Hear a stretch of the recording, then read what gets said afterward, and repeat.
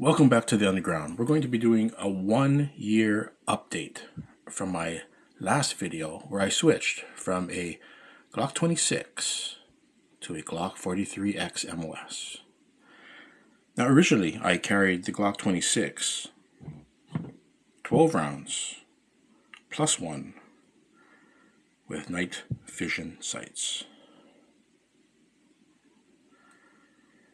And I made the choice to go to a 43x MOS with MH3 night sights, a Cyelee Pro,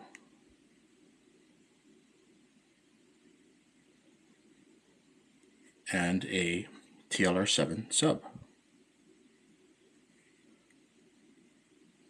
Another thing I did too was I had a Shield magazine release as well as a Shield Arms magazine.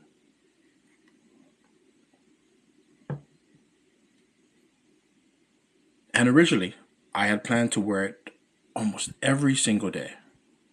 But things change, we wear this, we switch back to this, and we go back and forth.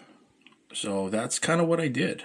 I wore this approximately half the time, and some days where I just felt like wearing something else, I went back to this. Both of them were great choices, both of them stood up to the test of time. This felt extremely good to carry.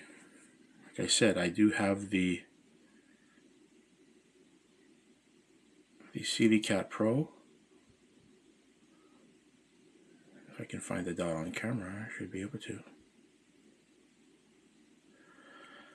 But this also has shake awake. So this optic right here is cut for the RMSC pattern. It is a 3 MOA red dot, 10 settings, 7075 construction. It also has that side battery tray. Very important, that way you don't have to take the optic on and off when you're going to change batteries. And it also has a lockout, which means that any type of accidental presses, you can avoid that. And the battery tray is important. However, like I said, I've been carrying this for maybe half a year, if not more, and I am still on the original battery.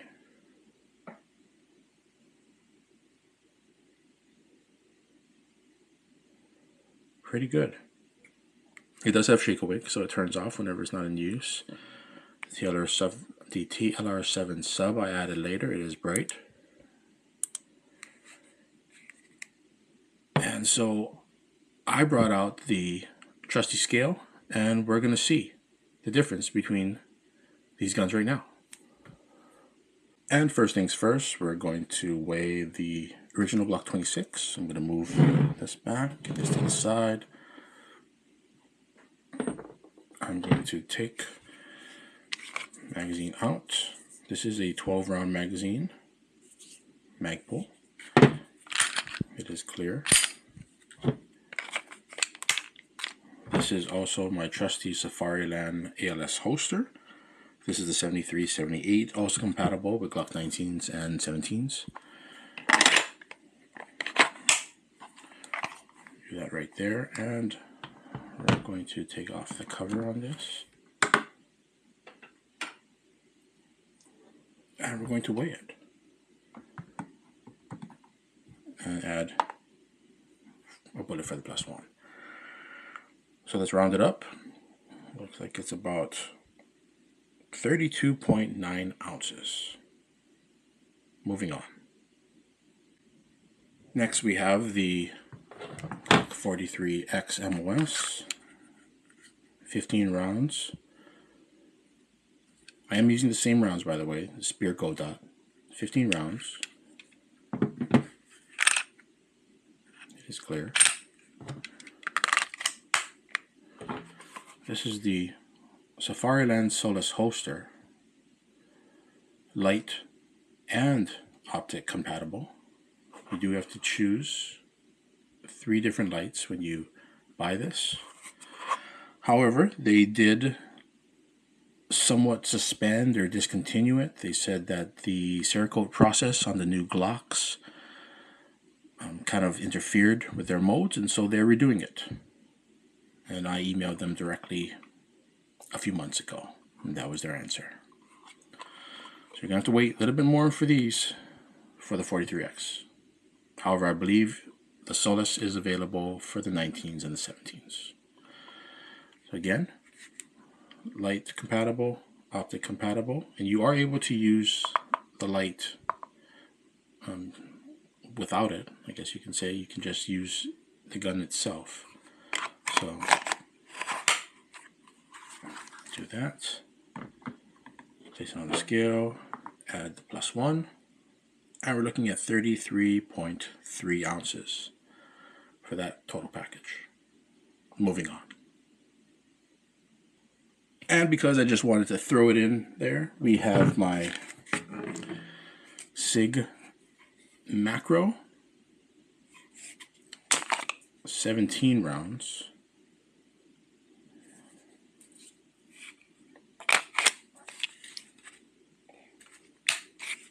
However, it has the SAS slide on top, as well as the comp. SAS, just gonna line it up like that. I'm trying to find it on camera, so forgive me. There you go. Have a basic IWB holster as opposed to the other two OWB holsters. Excuse me, let me show clear.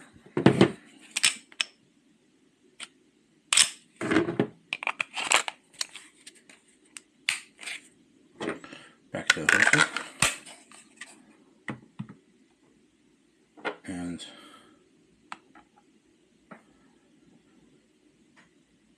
there you go. Let's round that up. 30.8 ounces for the Sig Macro P365 SAS hybrid. Moving on. And since we have everything here, let's talk about the fanny pack carry, which is simply a trigger guard. I have 3 of them, and let's see what.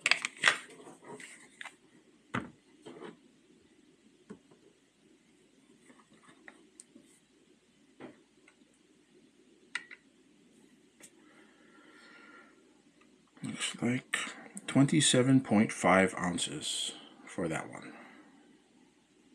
Moving on. Next we have the 43x MOS again with the trigger guard, which is also compatible with the light.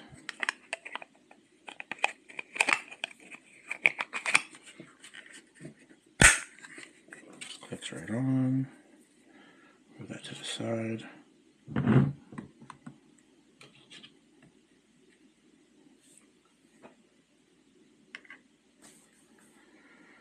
Let's see what that is. 28.76 ounces.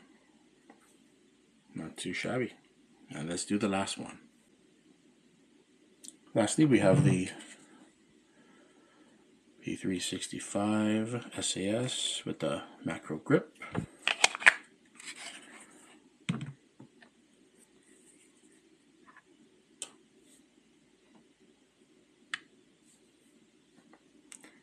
And that one's going to be 29.1 ounces.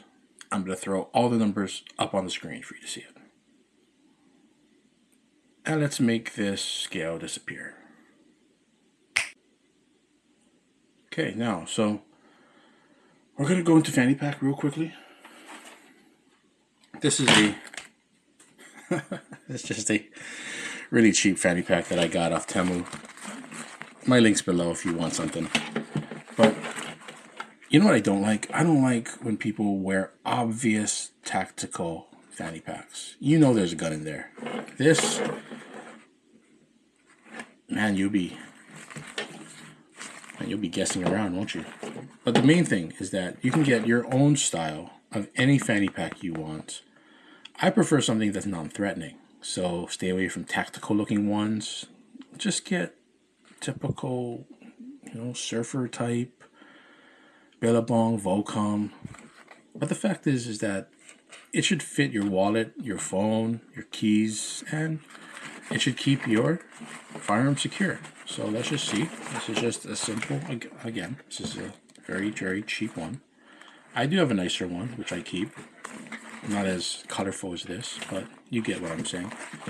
And we'll just see how they all fit. Pretty good size. And the most heaviest one is, I believe, I'm going to start with the 26. The 26. Right. Trigger guard is secured. And this goes right in. Look at all that space. See? Next, we have the Sig. Nah, let's stick with the 43x. 40x right here.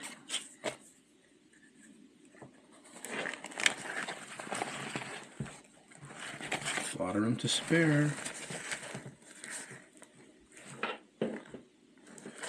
Now we can go to the Sig.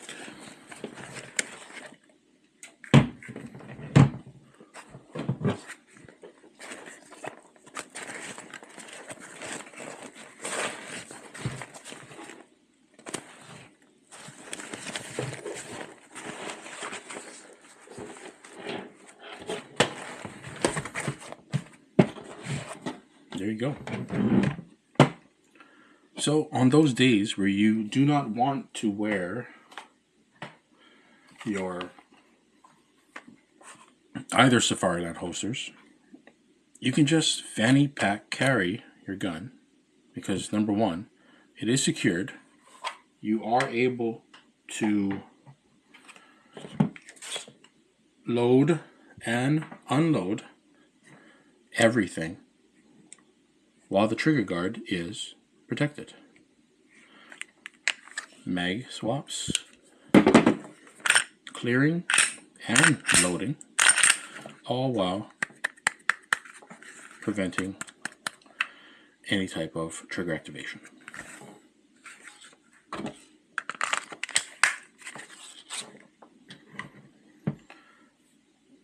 So in conclusion, all three options were a great choice, and that's why I have them. They're all a great choice, and the choice that's best for you is the only one that you can make for yourself. You're going to want to carry each one of these as much as you can. You're going to want to train with them as much as you can. You're going to want to do daily manipulation drills, unloaded, as well as a lot of drills at the range. If you look at the weights that I posted, they were pretty much similar. Keep in mind that this one does have the red dot and the light. And the capacity as far as it goes is 13, 16, and 18.